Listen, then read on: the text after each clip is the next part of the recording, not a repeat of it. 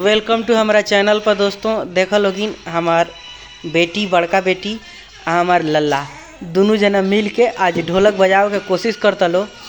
आ देखा जा कितना के बढ़िया बजा लेता।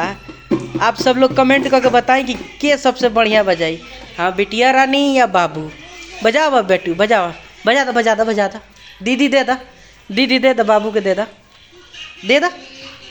बाबू खिसिया गई ने, अब बाबू खिसिया के उन्हें अब वो प्रसादी देख ले रहा मैंने। अरे प्रसादी है।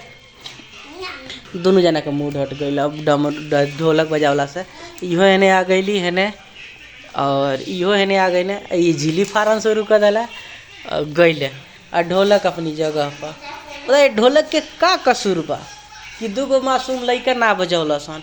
कमेंट में सब केहू कमेंट करके बताओ कि आखिर ये ढोलक के कसूर का है कि हई हेने खिसिया के चल गई ना, हऊ होने खिसिया के चल गई ना, और उनके मम्मी होने बाड़ी। आखिर ये ढोलक के कसूर बा का? ये लड़का खिसिया गई बड़ा सन। का हुआ है? ढोलक बजाना है नहीं बजाना है? अब वो देखी वो एगो वहाँ जा कर के बैठा है।